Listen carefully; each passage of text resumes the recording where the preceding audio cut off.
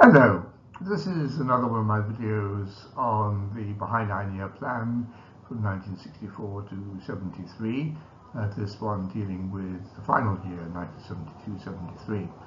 It comes from an old manuscript of mine, the Universal House of Justice and the Baha'i World, 1963 to 73. As with the other videos in this series, the primary source is the book Messages from the Universal House of Justice, 1963 to 1986. I'll give a reference to that below the video. There's also an old article I co-wrote with Moojan Momen on the Baha'i faith, 1957 to 1988, which provides some general context. So we've now reached the final year of the 9-year plan from Res 72 to Res 73.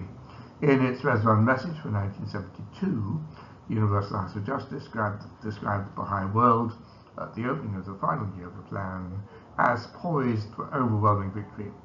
Divine bounties had never ceased to rain down upon this blessed and ever-developing embryonic world order, and confirmations continued to attend its efforts.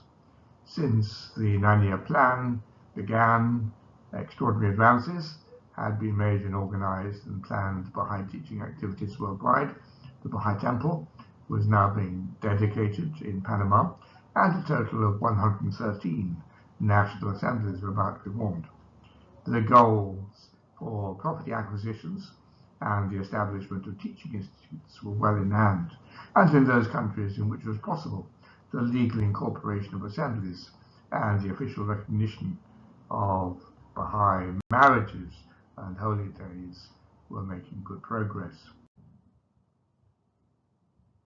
The main matter of continuing concern for the Universal House remained the achievement of some of the national goals for locality numbers and local assembly formation.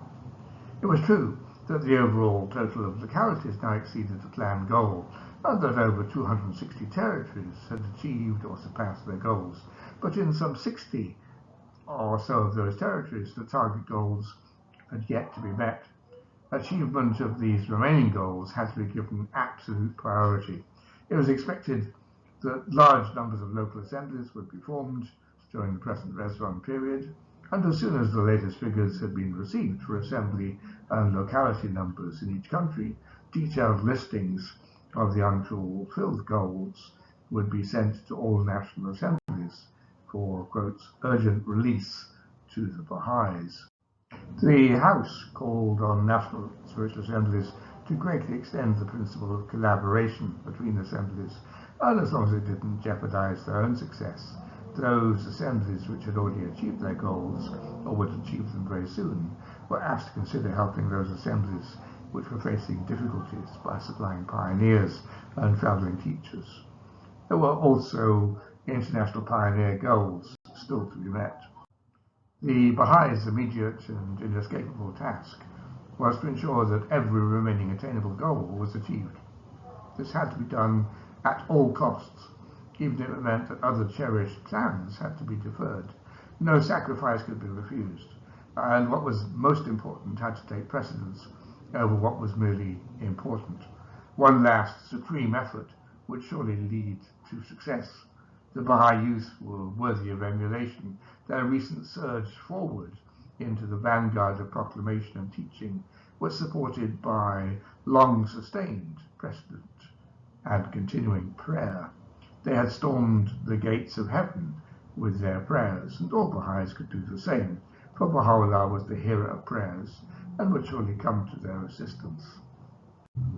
In May 1972, the House announced a significant alteration in normal Baha'i administrative practice, namely that new local spiritual assemblies could be formed at any time during the final year of the plan, as soon as the number of local adult Baha'is was 9 or more.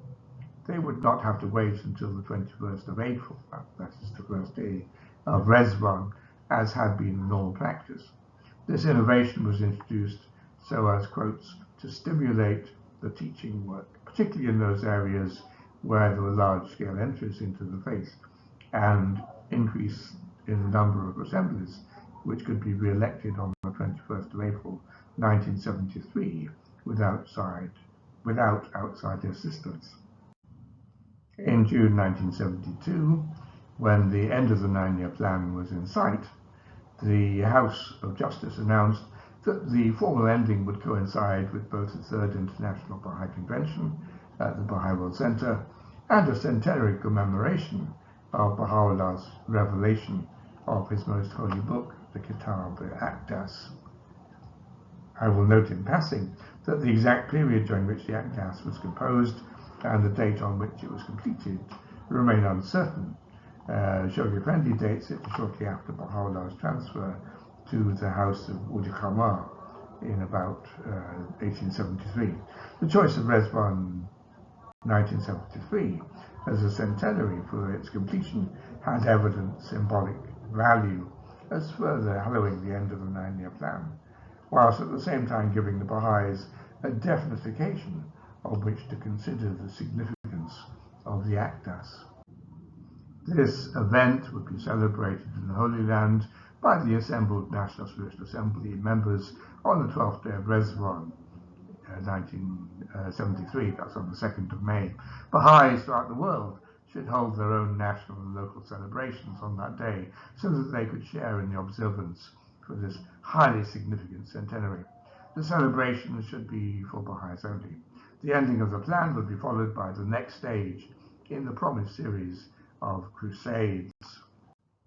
In addition to this observance, the Baha'is should also undertake a widespread and month-long proclamation campaign, starting on the first day of Ridwan, 21st of April, and continuing until the Holy Day commemoration of the Declaration of the Bab on the 22nd of May. This campaign should include publicity on both the completion of the plan and the holding of the International Convention. So that ends this particular video. Let me just bring in a matter of administration. I'm considering making a temporary pause in this video series. I've already completed 30 videos on the manuscript, this old manuscript on Baha'i history in the 1963-73 period. I will have soon reached the halfway point in the manuscript.